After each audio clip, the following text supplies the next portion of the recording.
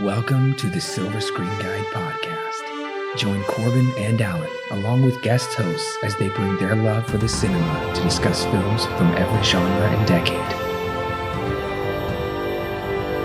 Learn about the history of the film, little-known facts, and insightful explorations while they enjoy discussing your favorite film. The curtain is rising and your podcast is starting, so sit back, relax, and enjoy your guide to the silver screen. Welcome back, listeners, to the 12th installment in our Halloween movie review series. Today we are reviewing Halloween Kills. This is your co-host, Corbin. And I'm Allen. Well, Allen, if you can believe it, we started our Halloween series 3 years and 8 months ago, kicking it off with Halloween 2. Halloween, the very original, was actually, I believe, our first Halloween special. So it's been a while since we've watched these movies and reviewed them. That's right. We were talking about this right before we began recording, and I did not realize it was that long ago we did basically all of the Halloween movies that had existed at the time. Of course, we did Halloween, the original, a number of years ago, like you mentioned. But then spent pretty much the entirety of, 2018? We spent the entirety of 2018 going through every month. We did one Halloween movie, just kind of went through every single one of them. It was probably a good thing we padded those out because if you go back and listen to those podcasts, they get kind of interesting after a certain point. And kind of stay pretty interesting for the entire runtime. But yeah, we finally get the sequel to the 2018's Halloween, releasing a year after it was supposed to. Well, also, believe it or not, I just checked this. Our review of John Carpenter's original 1978 Halloween on October 31st, that episode will have came out 5 years ago. Wow. It's crazy. So listeners, if you want to go back and listen to our reviews for all of the Halloween films, that is linked to in the description below. And while you're down there, make sure to click subscribe, share with your friends and family. We are on all the social media platforms. We have great bonus content on Patreon, and of course, timestamps if you're ready to jump ahead and you want to know what our thoughts are on this film, because as we discussed in Thursday's Guide to Halloween, you can listen to that. That's the first link below. This is a divisive film, maybe controversial. It's not doing too well. People aren't liking it, but I know there are reviewers out there like Stuart on Now Playing who seem to really love the film. So it's kind of one of those, like, you love it or you hate it. It's polarizing. So this will be an interesting discussion. Yeah, Alan did bring up a good point. I actually forgot to mention that in the background. This was actually pushed back a year. So we actually should be reviewing Halloween Ends right now. This should be the conclusion to the new trilogy. It was actually supposed to come out on the same day. They pushed it a year, and Halloween Kills a year, and Halloween Ends a year. So yeah, we had to wait a stinking year to actually watch this movie. That's right. We'll get into if it was worth it here in a little bit, but yeah, 2018's Halloween came out almost 3 years ago. Probably over 3 years. Actually, right at 3 years ago, I bet. For when this movie released. Yeah, it was supposed to be just 2 years, but I believe they actually dropped a teaser of sorts not long after they made the announcement. Hey, we're pushing Halloween Kills a year, but here's some teaser footage. Was this on your radar at all? Were you watching any trailers beforehand, or were you choosing to stay away from all trailers, just go in blind? So, I mean, for the most part, I stay away from everything. I didn't watch the teaser when it came out. It did make it kind of hard when I was in the theater for Candyman and they showed the trailer for this new Halloween Kills. I can say that what I saw in that trailer concerned me, but at the same time, I didn't think too much about it because even 2018's Halloween didn't super impress me. And I wasn't exactly looking forward to watching this one. I really just didn't care. So watching the trailer now, I can say I don't think it would still interest me. I don't think I would be rushing to see it in the theater.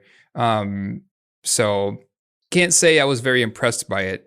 But I will say from what I did see, I was a little bit kind concerned, I guess, with what I was seeing in the trailers.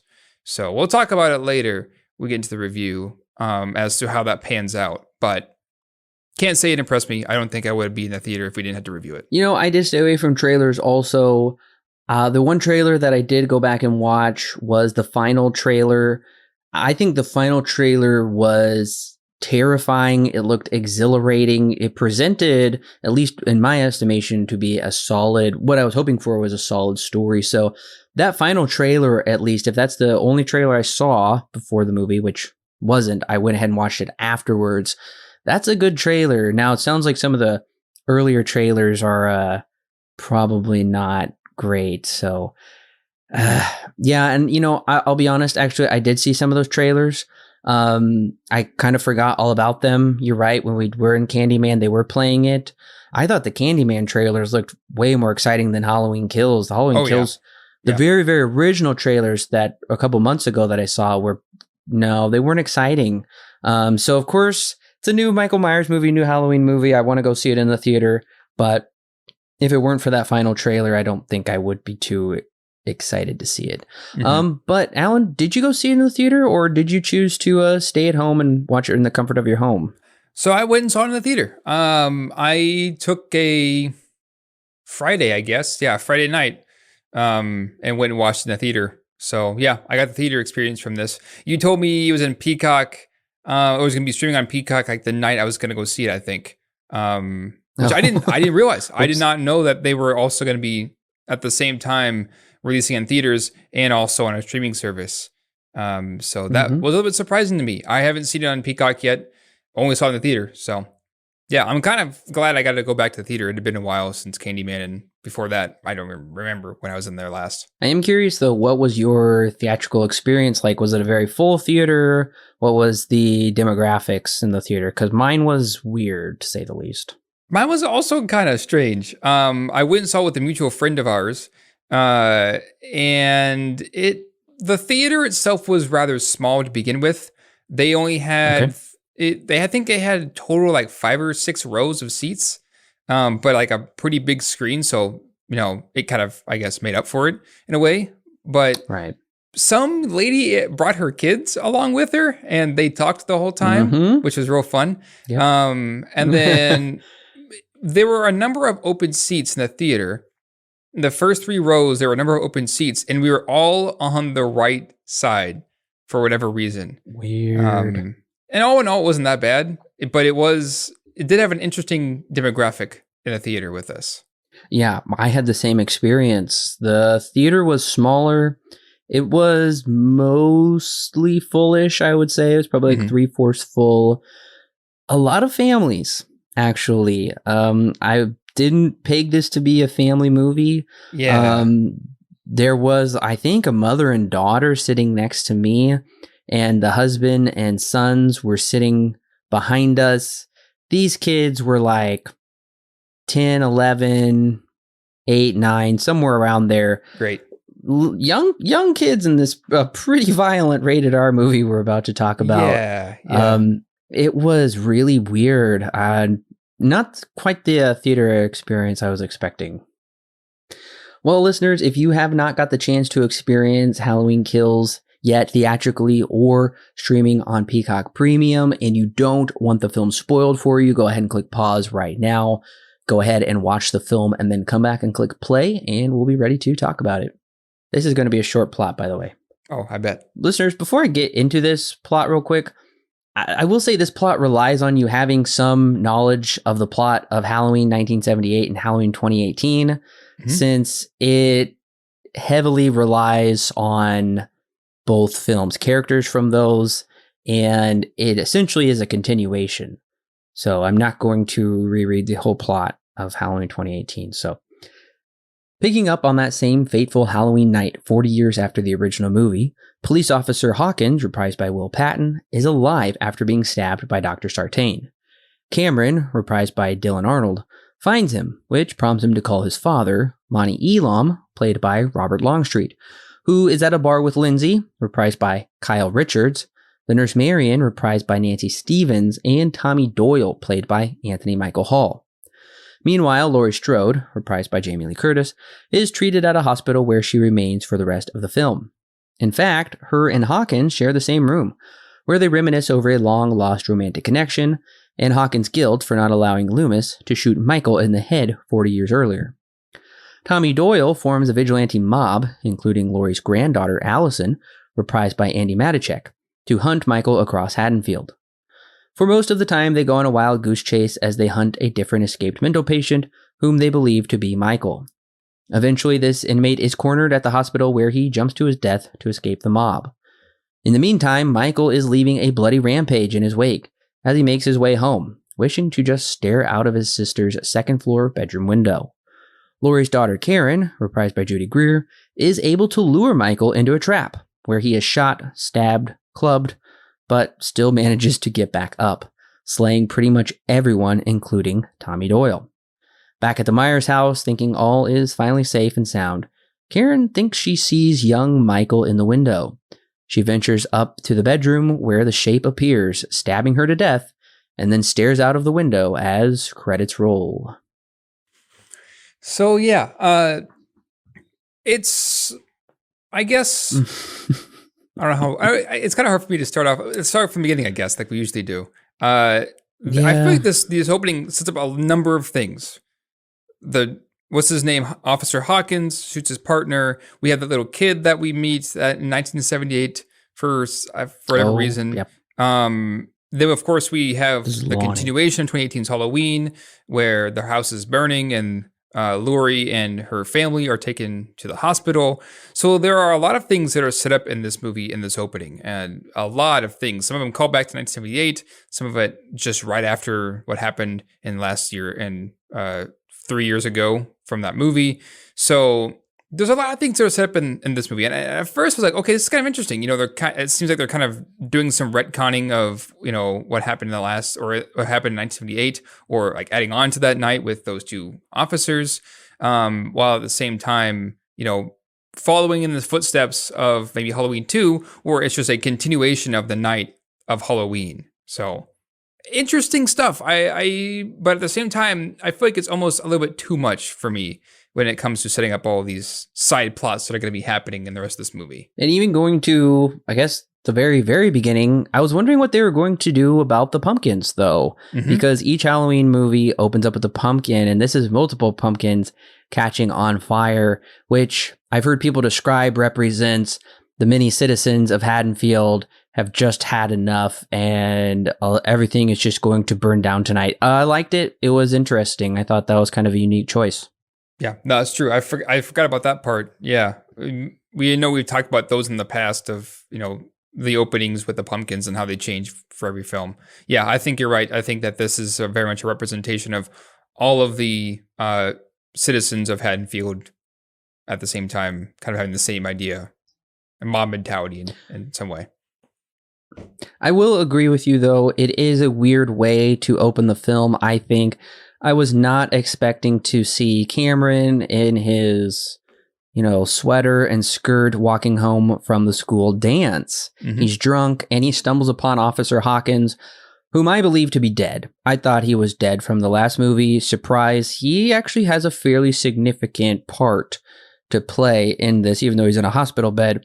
It's his younger self that we get to see in flashbacks. So the way I take this is while Laurie and them are fighting Michael and they're burning down the house. Meanwhile, back in Haddonfield, Officer Hawkins is found, and Tommy Doyle and his buddies from way back when are reminiscing at the bar. We even surprisingly get those people that dressed up as a nurse and doctor. I don't know if you remember them. They are briefly in the original film, and surprisingly, they come to be significant-ish characters in this. So it's a lot to set up. They're setting up like 3 or 4 different plot strands we're going to follow throughout the movie. It is almost a little bit too much, and it's an interesting choice. They've done it before where it like literally picks up where the first one left off. It's just happening simultaneously. Almost, I would say, making this not quite an independent standalone movie, but really part 2. Is that the way I took it? Yeah, because we in Halloween 2, 1981, they did this pretty much the same thing, right? And whereas the first movie took place, over essentially just one day, so did the second movie, but it just continued on from whenever the last movie left off. Same thing here. They started off, and the first Halloween movie takes place over Halloween Day. I forget if it takes place over multiple days, but the second movie, more importantly, picks up exactly where this first one left off, and then just makes the whole movie continuing that night. That's what Halloween 2 did, but it took place primarily in the hospital, which and everything happened within the hospital for the most part. This one goes around town. This one's not subject to just a hospital. We have a number of hospital scenes, but they're not exactly, we don't stick there for very long usually. So it does take the same Halloween 2 way of storytelling, where it takes place over one night from the continuation of the last movie, and that's the movie itself. I think it's an interesting idea. I do tend to like movies that take place over just one whole day, but sometimes it can be, a bit much. Like, this all happened in one day, really, that kind of a thing. Yeah, it is. And I am curious, Alan, because kind of like what I mentioned with the plot summary, there is stuff in this movie that I think somewhat hinges upon how fresh the 2018 film is in your mind. I personally, me and my wife, we watched it the night before we went to go see the new one in theaters, so it was completely fresh. I remembered all these little details. Had you returned to the 2018 film, and if you hadn't, was this one easy for you to get back into, or were you kind of puzzled, since this really is a continuation of the first film? Right. So I kind of wanted to return to the original Halloween, but I didn't. Or I guess when I say original, I mean one from 2018. I never did return to it. So when going into this movie, when they're introducing a bunch of characters, I think it was me just like confused as to trying to keep track of all these new characters that they're introducing, and didn't really draw any connections to some of these are also characters from the previous movie, because we watched that whenever we reviewed it would have been the last time I saw it. So I think I was more of just confused of trying to keep track of everybody, because there are a lot of side plots in this movie. There are, yeah. And we'll talk about them, but I think that was where my main concern was I didn't realize that they may have been main players in the previous film, because I just didn't remember them if they were. Now, you did mention earlier about the flashback, and this is a very long flashback. I was absolutely not expecting them to go back and kind of add in what really happened, because we know Michael was shot, and we know that Officer Hawkins was there. We know Michael was apprehended, and then he was just locked up in a sanitarium for 40 years. Right. But in this flashback, we really get to delve deeper into Hawkins and what happened. How did that night come to its conclusion? So I really liked the flashback. I think it was a little too long, but one of the things that impressed me the most was how they were able to really make the film look like they shot this footage back in 1978. How seamlessly they incorporated it back in with the costumes, with Michael's mask. Even when Dr. Loomis showed up, because the actor is dead, the lookalike they got was very impressive. And I know they actually spoke with cinematographer on the film, Dean Cundy, and they did color correction. They tried to match the grain. They really, really worked really hard to try and make this look like a legitimate flashback. So I was pretty impressed with that. I thought that was pretty fun. Yeah, no, I'm with you. I thought that was very impressive too, because at first it looked like they'd pretty much just pulled scenes for Dr. Loomis and put them in this film. That's what it looked like to me. So I didn't know how exactly they did it. It looked like maybe that was the case, or if it really didn't look like it was CGI to me. At least they didn't make it too obvious. So no, yeah, you're right. I think that it's pretty impressive, this opening scene, when they're in 1978, because it feels like, it was pretty much pulled straight from that original movie, and just kind of reran here again, even though it's not really the case. It's definitely using modern technology. I thought, you're right, especially with Dr. Loomis. It looks pretty much like a spitting image. I didn't even think twice that it wasn't. It may have been somebody else. I didn't think about that. It looked like Dr. Loomis, like from that original film. Speaking of some of the more technical aspects, what did you think of the score of this movie? I did go back and listen to about half of the score independently after the movie. I personally really liked the score. I think it was actually a little bit better than last time. Mm-hmm. I remember liking the score from 2018's Halloween. I remember bringing it up when we talked about it. Yeah, I noticed it this time. It's still John Carpenter, isn't it, that did the score like he did in the previous film? If I'm not mistaken. I think it was like him and a couple others. Son. Yeah. Yeah, it's him and his son and one other guy. Okay, yeah. I mean, yeah, I am with you. It definitely stuck out to me. I did go back and listen to about half of it as well. I want to go back and listen to the rest of it. I remember I like it. I don't think it makes too much of an impression on me, but there are a couple of tracks that I do enjoy. So nothing that sticks out too much, but it is definitely, I think, a good score. I think one of the biggest narrative twists that I was pleasantly surprised with is in all the other Halloween movies, it's always been Michael purposefully stalking Laurie. And originally that was because in the original film, there was no reason, but the second film brought up the fact that she was actually his sister, something we never knew about. So far, that has been scrubbed from continuity, and this really surprised me. Laurie isn't the focus of Michael. Yeah. Because Laurie keeps saying, he's coming here, he's coming to this hospital, and Tommy Doyle's like, what are you talking about? Like, why would he do that? Why would he come for you? And she's like, well, he came for me at my house, and they said, he didn't come for you. He was brought there by Dr. Sartain.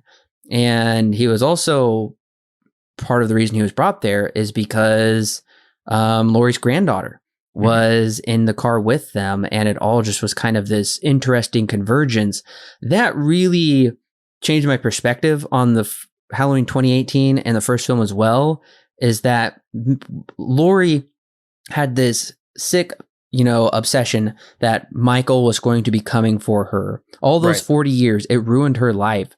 Come to find out, he wasn't coming for her. He wasn't breaking out for her. These were her paranoid delusions. And she was inserting herself into the fight, which I found to be an incredibly fascinating twist, that this is just her paranoid delusions. Michael is not actually after her. That does bring up a greater mystery as to Michael's motive. We don't know why he wants to go back to his house. We don't know why he just wants to stare out that window. We have to wait for Halloween Ends next year to find that out. But nevertheless, I was glad they were taking it in a different narrative direction. Yeah, I agree. And it definitely brings, into question the best 2018 Halloween already kind of did this. But I think it brings it into a bigger question of, how much do we really want to trust Laurie Strode in this movie?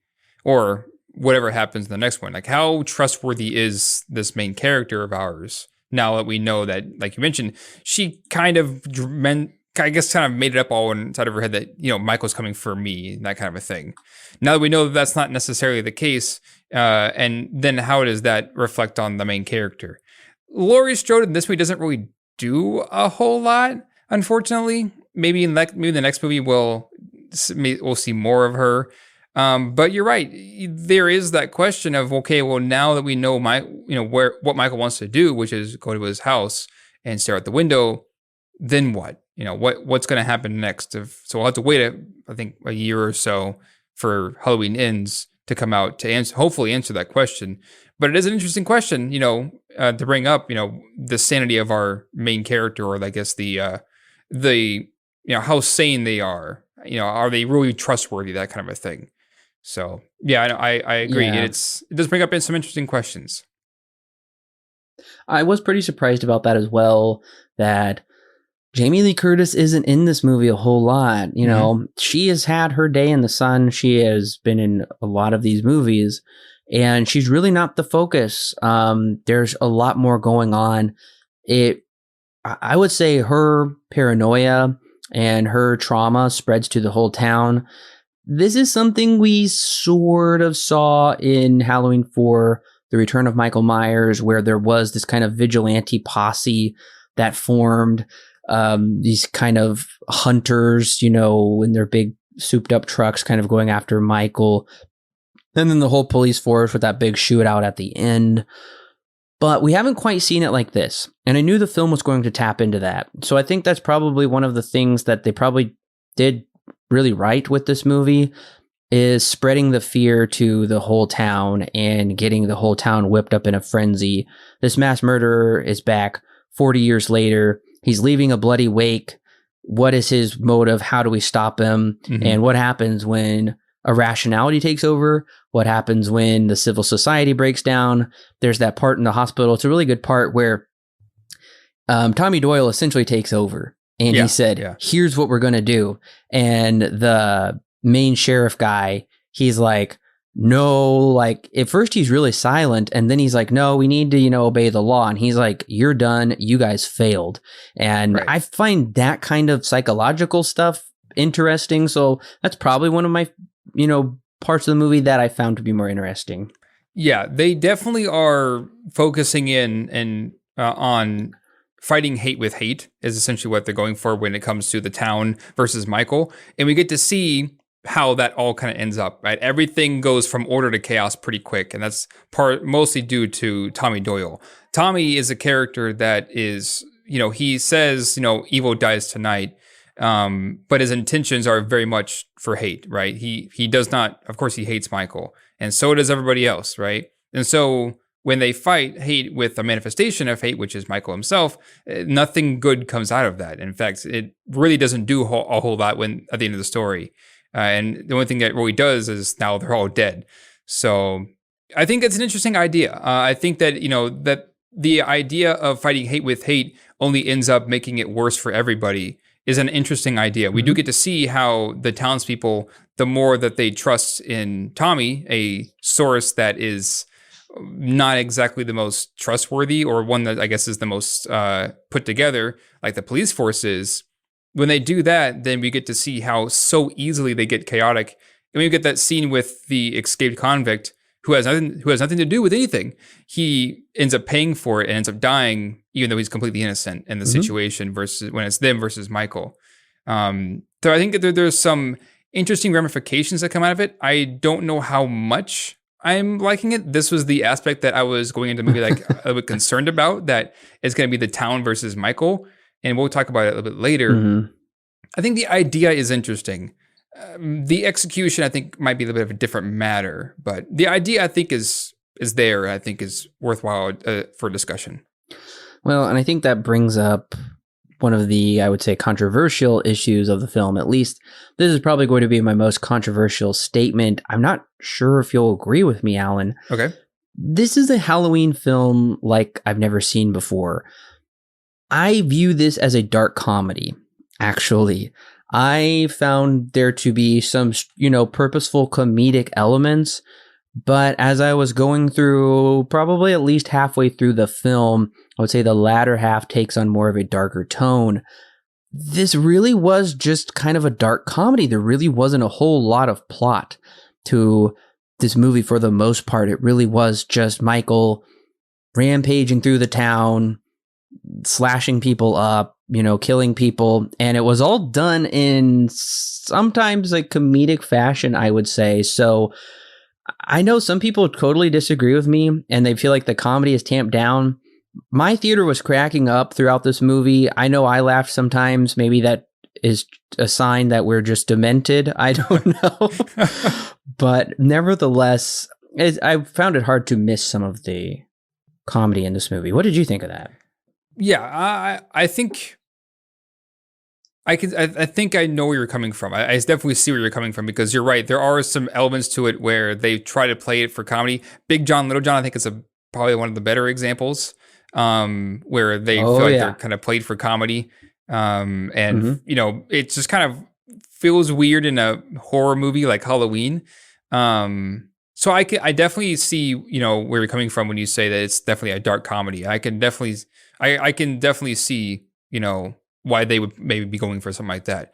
And there are definitely elements where I think that that's what they were going for. I guess in overall sense, I don't necessarily see it as a dark comedy. I see it somewhat as a social commentary, only to a point though.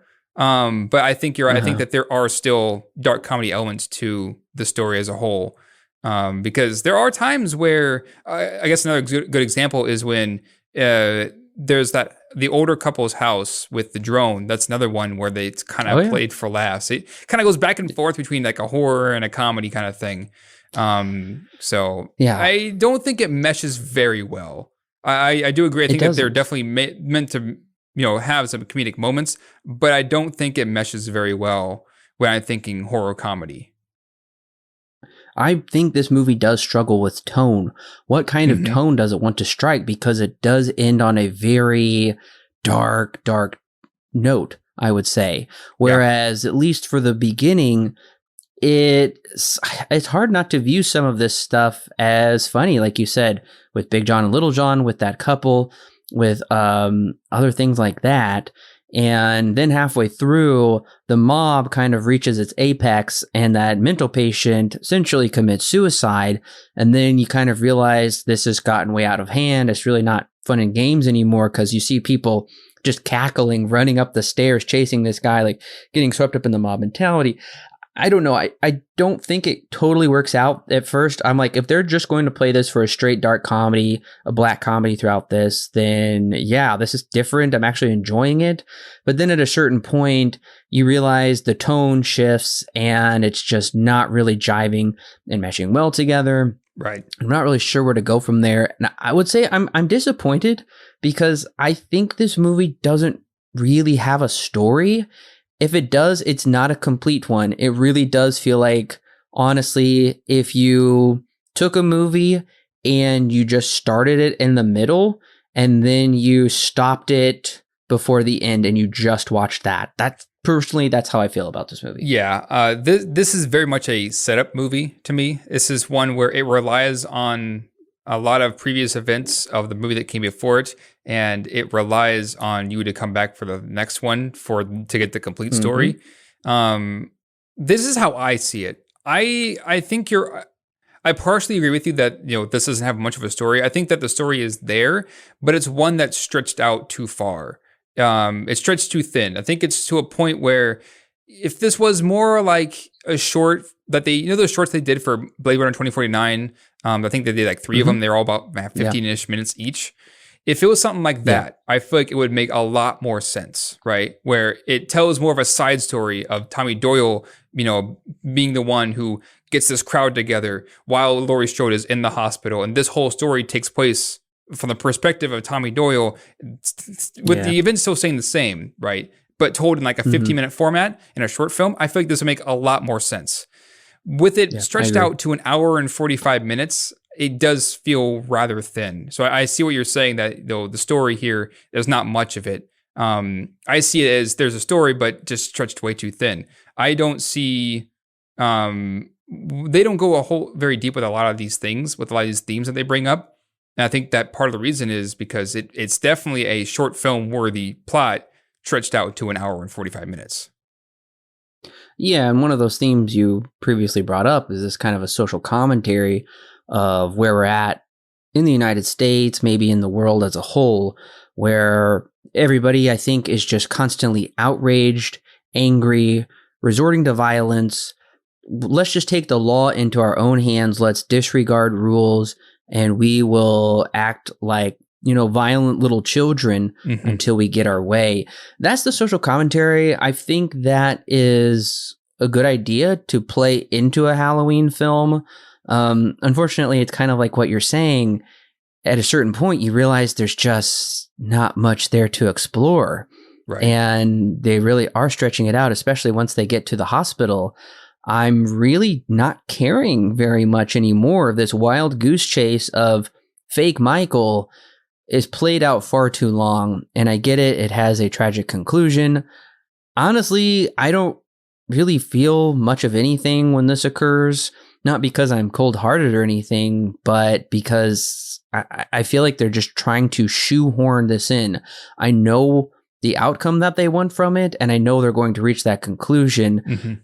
I'm not really feeling it. I feel like they're just painting it in there, and I know people are also divided on Anthony Michael Hall's performance. I don't know if this was the direction he was given, but Tommy Doyle is kind of a silly character, I think, where he constantly says evil dies tonight, and he's running around with his baseball bat, just being this kind of brutish brutish bully, and it's just a little silly and uninteresting to me.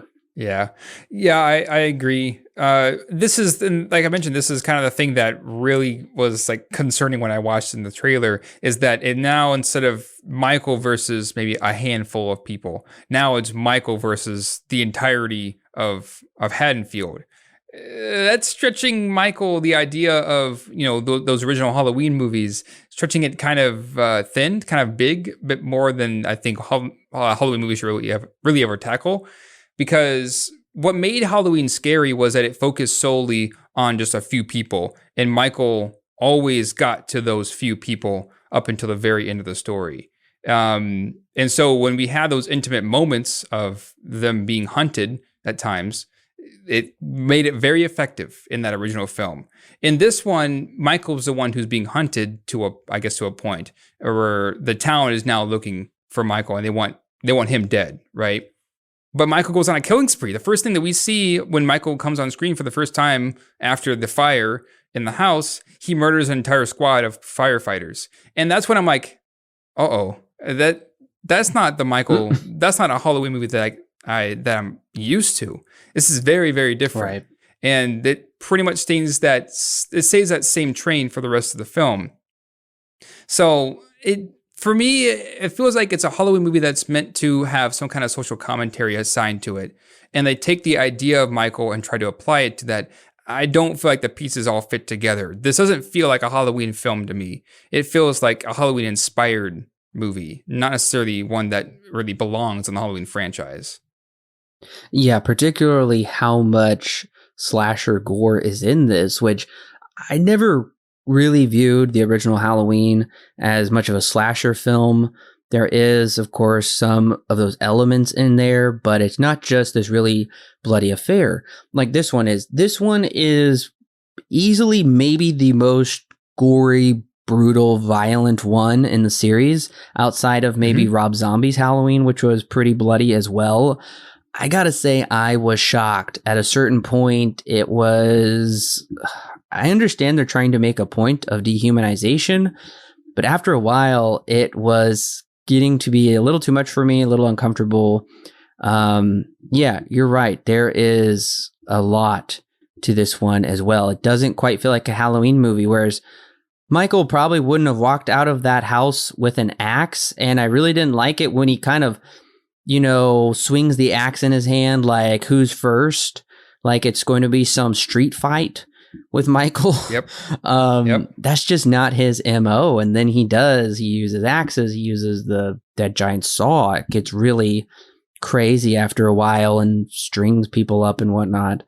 A couple of the other things, I'm really shocked that I really thought the daughter, whatever her name's Allison, when she says, I'm going to go hunt Michael down, and she writes a letter and stuff, she finds Lindsay and then she disappears for the rest of the movie until the very end. And I'm like, I thought she was going to be more of a character in this. Yep, because that 2018 Halloween set her up to be kind of like the next Laurie Strode in a way. Yeah, it did. Yeah, they don't do anything with her. This movie has a problem with characters, I feel. I think the most developed character is that of Tommy Doyle, and he's not even a main character because he's dead now.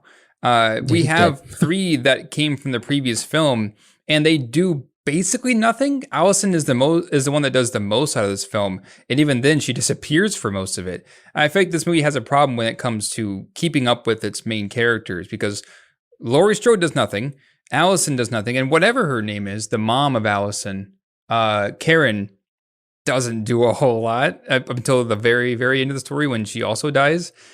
So I think this movie is, as long as it, at the same time that it's trying to tell a bigger story, a bigger scoped story, and reaching out to other characters like Tommy Doyle, it's going too far. It's doing too much. There's a lot to this movie, to a point where nothing really feels very well developed at the end of the day.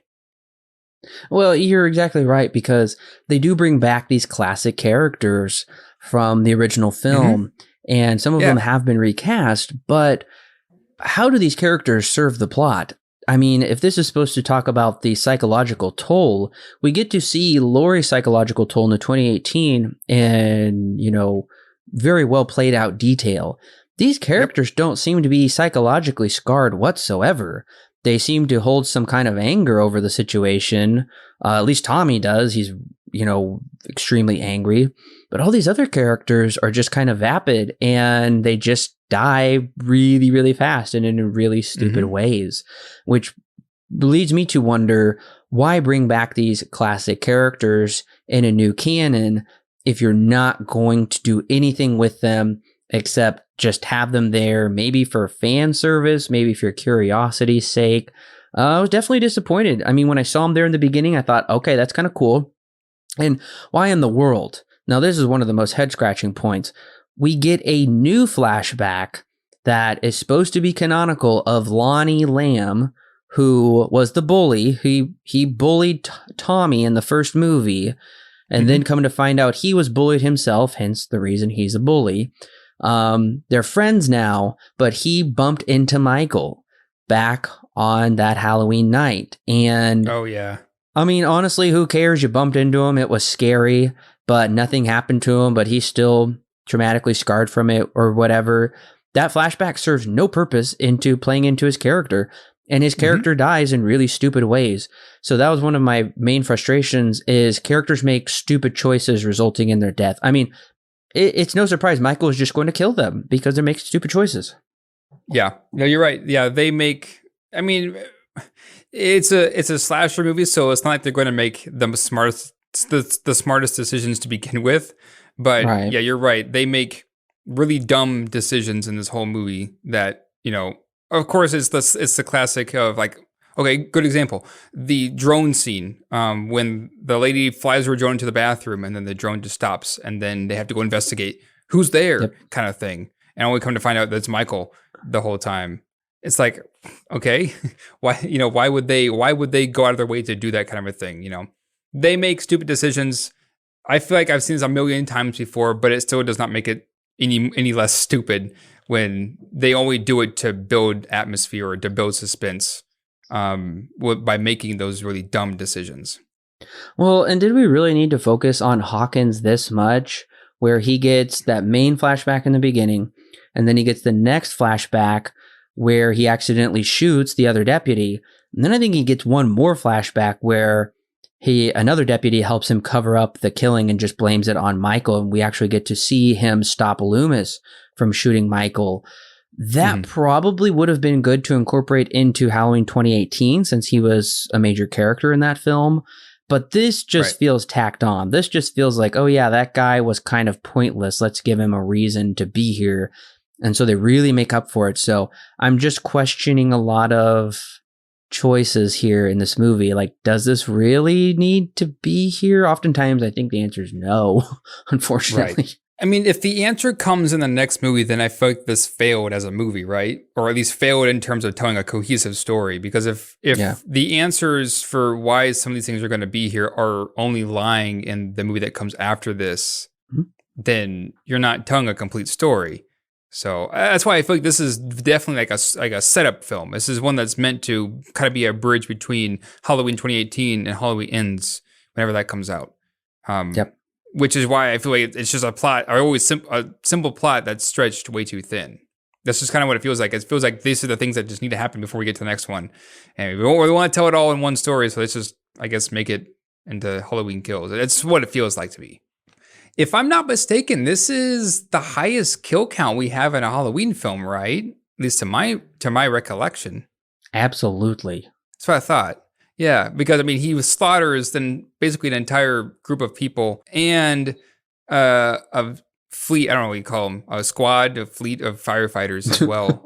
Also, a number of other people along the way. Yeah, that's what I remembered. I remember that this being the highest. This felt like it was the highest kill count of any other Halloween film. Yeah, it was shocking how much we were doing that, because it's definitely the brutality of a Rob Zombie movie, which that was just a brutal, viscerally violent film. And the John Carpenter ones, like these ones haven't ever really, even the one previously wasn't really about that. But this, I mean, I guess we should have known. It's called Halloween Kills. And it literally is about... I guess it fits. It is. It's about so much death going on. So, kind of finishing off with this point, I did think it was interesting when Karen takes Michael's mask and he seems to need the mask and he is trapped and he gets the beat down. And I thought, oh, wow, I was kind of thinking that was going to be it, actually. And Halloween Ends maybe wouldn't feature Michael. I mean, he's ganged up on. How could you not kill someone when you surround them and stab them and club them and shoot them multiple times? And honestly, Alan, I thought that was going to be the end of the film. I thought it was just going to end there. And it was kind of a twist. And it was very stylized, but it was kind of an interesting end to the movie where Laurie gets kind of this closing monologue. I really want to go back and listen to it. And you see Michael get up and just slaughter all of those people. Nothing they can do can keep him down. And then it's almost as if he can teleport. It's almost that he teleports up to that second bedroom, unless he went in through the back door, because everybody was covering the front. He is just there in the room with Karen. And there is kind of this mysticism to it all, that what if Michael is kind of just the spirit of Halloween?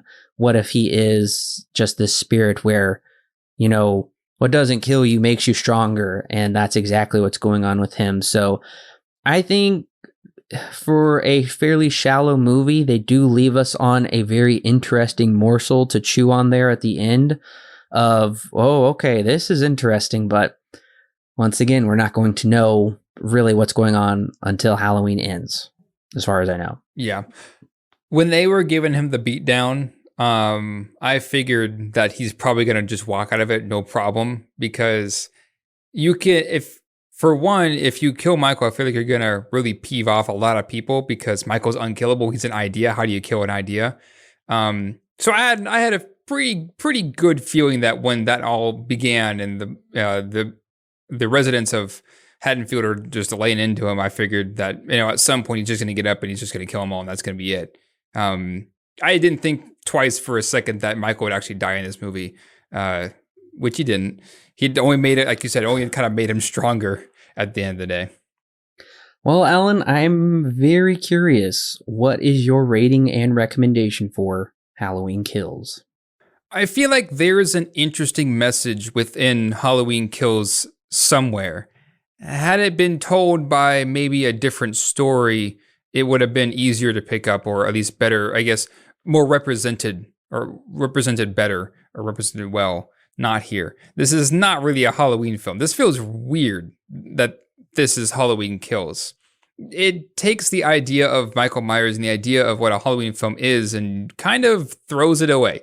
It definitely goes down a very different route, which is fine. I'm okay with taking, a different route to these older franchises. But I just don't really understand, why this one? Why this way?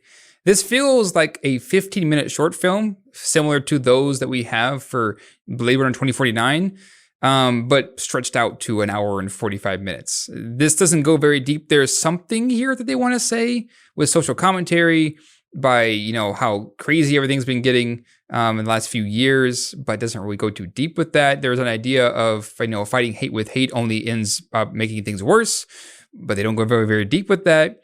The main characters are not main characters anymore. It's kind of Tommy is the main character, but not really. So it kind of leaves me confused as to, what the goal was for a movie like this. I like certain elements in this film, but I just don't see them, materialized all the way through. So I'm going to give it a 3 out of 10. I'm not going to say it's a recommend. I think that there's something here, but not something that's fully realized. Halloween Kills isn't quite what I was expecting. Come to think of it, I'm not quite sure what I was expecting, since this series has been approached from almost every different angle at this point. My take is probably different from a lot of people's, but I saw Halloween Kills as our first black comedy franchise. And for most of the runtime, I liked it for that. My audience was laughing quite a bit, and I was too. While I think the violence is needlessly extreme and downright dehumanizing at times, I suppose in some ways that's what the filmmakers are going for, the breakdown of civil society into barbarism, But along the way, the creators somehow are able to infuse comedy without it feeling out of place. Don't get me wrong, this isn't pure comedy. It's a black comedy, it's dark humor. But there is something to be said, if you don't laugh, then you'll cry. I was going with this movie for the first half. I was invested in the new backstory, enthralled by the terror, except it lost me about halfway through. There's too much going on. Shockingly, Allison and more importantly, Laurie take a back seat.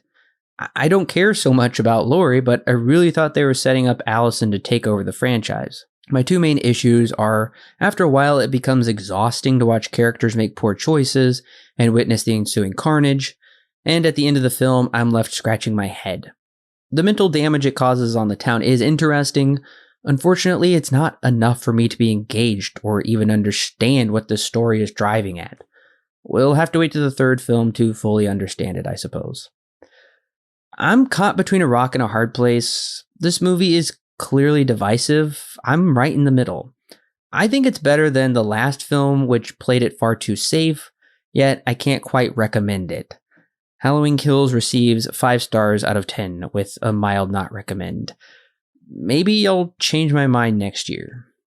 I think you get something that says something that was really telling. Maybe we just didn't really get too much into it.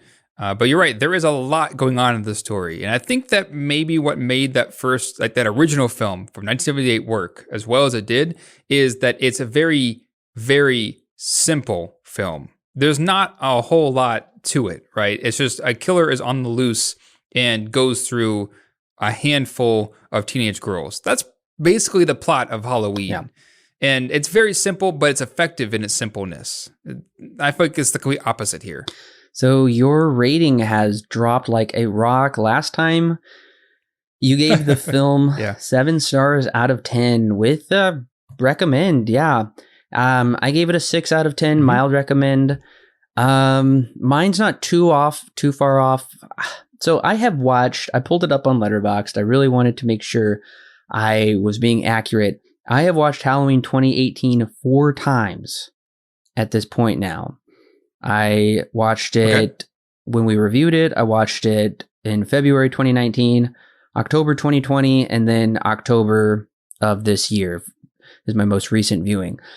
I honestly think that movie is just wildly mediocre, and it's just like completely unnecessary and plays it safe. It does nothing different.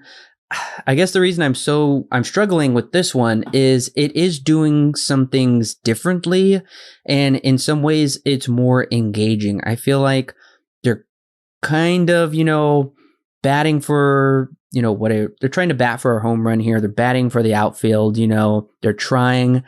I don't think it works unless we watch Halloween Ends, and somehow it puts this one into context, and it's just this really kind of incredible trilogy you would just have to watch straight through as one, 4 or 5 hour film or whatever.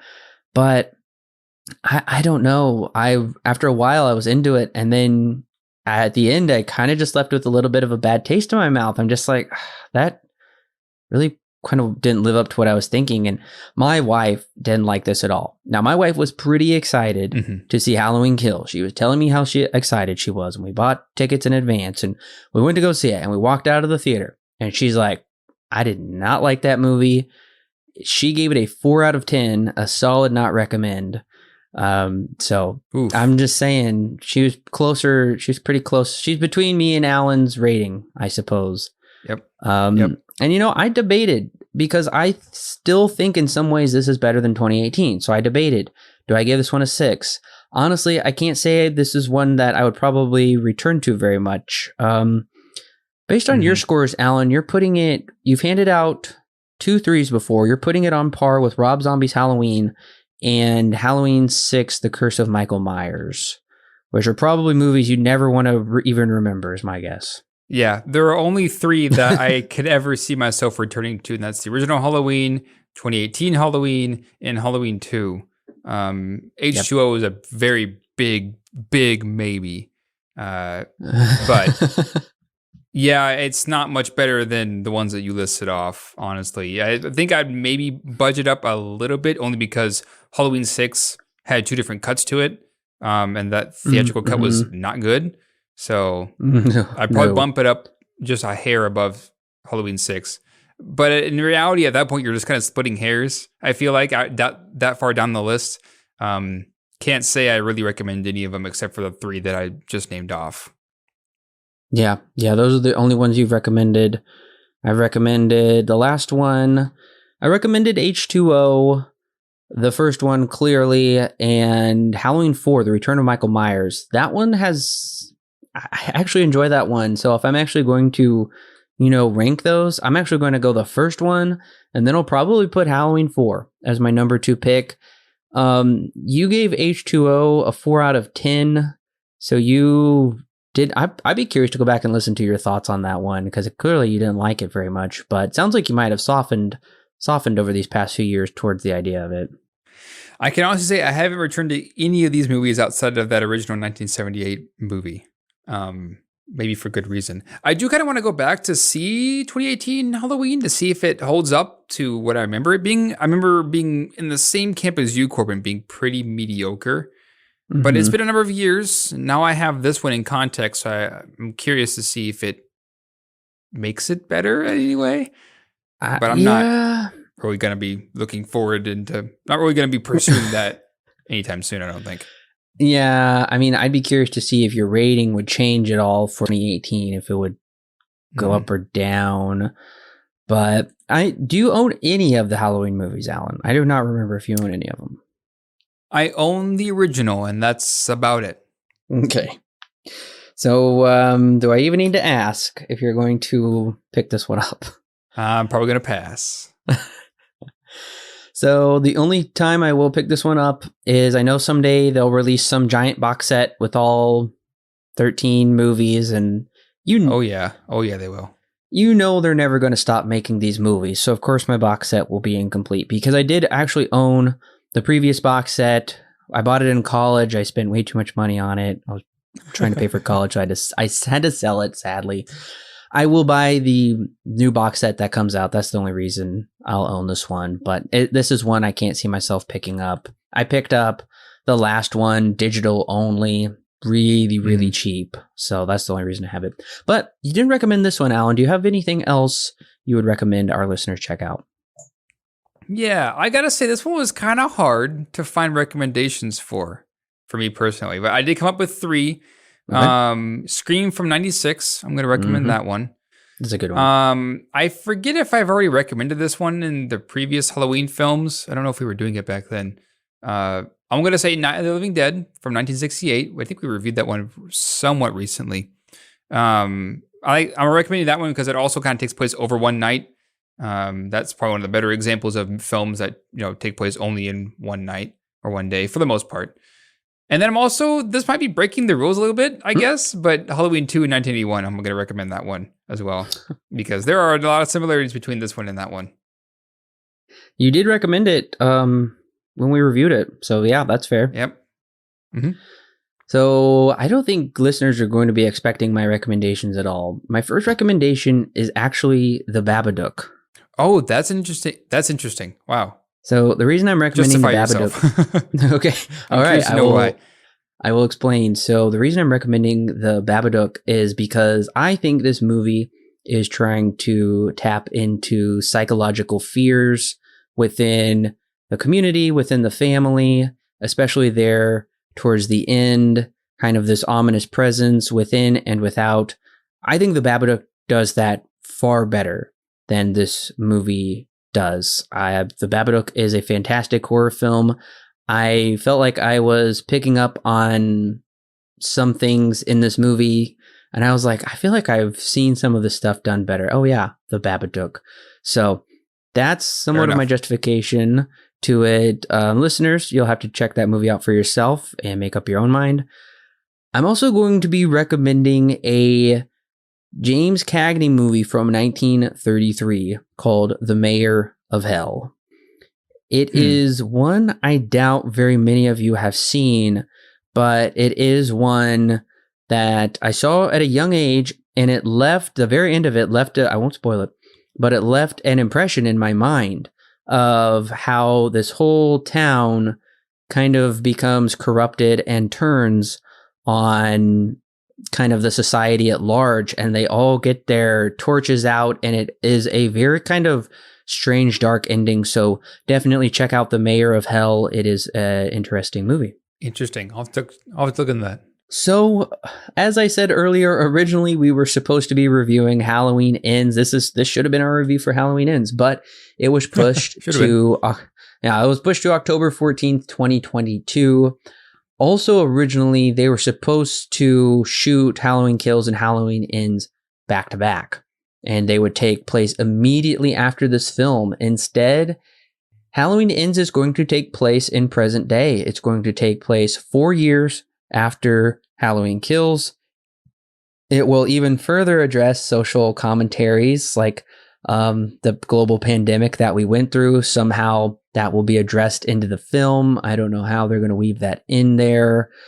There was a hint, I would say, at the end where Laurie says Michael might disappear and he might come back next Halloween. He might just be this ominous presence. I'm curious to see how that will factor into Halloween Ends. Despite being very iffy about this one, I gotta say I'm at least very curious how they're going to wrap up the trilogy. Yeah, I am too. I'm curious to see now that they have whatever happened in this movie, which is the town of Haddonfield that just went nuts. Mm-hmm. I wonder how that's going to factor into the next film. I'm curious to see how they're going to wrap it up, but I'm going to say I'm not too excited for what's to come. Okay, I guess another recommendation I'll throw out is we just reviewed it, Candyman 2, actually, because I think that was an interesting concept because they had the guts to pull their villain out of Cabrini Green and moved him down to Louisiana as this urban legend that could just haunt everywhere. So I think that's an idea they could incorporate into Halloween and make it very fascinating. Is what if Michael is just this evil presence that comes around at Halloween? And what if Michael is like everywhere in every city and everyone has to deal with him somehow? That would be a very interesting concept. It would be interesting. That would be interesting. Well, listeners, the question after the show is this the best or worst installment in the series? I know for Stuart over at Now Playing, he said this was his favorite installment in the entire franchise. Oh, wow. That's interesting. Yep. He loved the movie. I'm clearly not there. Like I said, it's probably right in the middle for me. So I don't recommend it. I don't recommend most of this series. So it's definitely not the best installment. I got to say that, far from it, unfortunately. Mm-hmm. All right, Alan, thank you for joining me. Sure thing. All right, listeners, thank you for joining us on our review with Halloween Kills. We want to know what you thought of it, so make sure to email us your thoughts. You can tweet at us, post on Facebook, but you can email us at silverscreenguide95@gmail.com. That email is in the description below. So curious to see what all of you thought of Halloween Kills. I know it's divisive, so I'm sure we're going to get a lot of different opinions on this one. But Alan, I got to say, we're ready for it. We are ready for my most anticipated movie of 2021, Dune. I got to say, I'm so excited. I am very curious to know what you think about it, because I'm excited too. Especially since we walked through all of the Needs films, and I got to see the original Dune from '84 from David Lynch. I'm really curious to know what this new one's going to be like. Especially after Jodorowsky's Dune, I wonder how much we're going to be taking off of that one too. I'm curious to know what's going to be like. I'm excited. I'm so excited too. So listeners, next week we're going to be, for now, wrapping up our Denis Villeneuve movie review series and our Dune movie review series.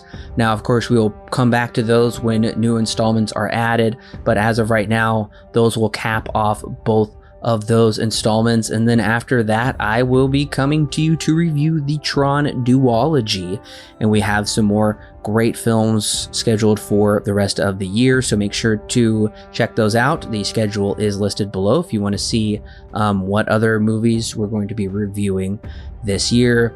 So listeners, make sure to subscribe, make sure to share with your friends and family. You're not going to want to miss our review next week.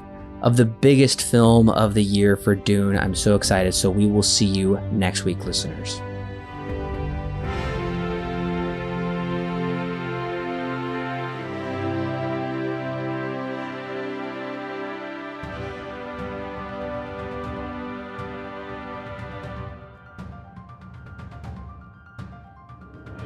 Hey listeners, it's Corbin. Don't forget to check out the exciting links in the description below that will connect you with more great movie reviews for your listening pleasure, and our YouTube, Facebook, and Twitter page, and of course our official website where you can read great articles and sign up for our free weekly newsletter. Also, if you want exclusive bonus content such as extra movie reviews, movie commentaries, and our thoughts on the latest movie news and trailers, plus more, then check out our Patreon page. It's a great way to help keep this show free, and it gives you great content that's yours to keep. All of that and more is found in the description below. Don't forget to subscribe whether you're on YouTube, Apple, Google, or Stitcher, or your favorite podcast service. And while you're at it, please leave us a 5-star review so other movie lovers can more easily find our podcast. We love talking about movies, and we love talking about them with you. So don't forget to share with your friends and family, and we'll see you next week, listeners.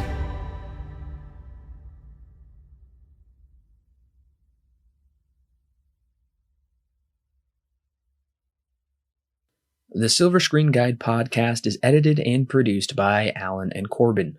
Intro and outro music is created by Thomas Rankin. The thoughts and opinions herein expressed are those of the individual and do not necessarily represent those held by Silver Screen Guide. Silver Screen Guide is not affiliated with any company or individual involved with the creation of this movie or TV show. No portion of the podcast may be used without express written permission from Silver Screen Guide.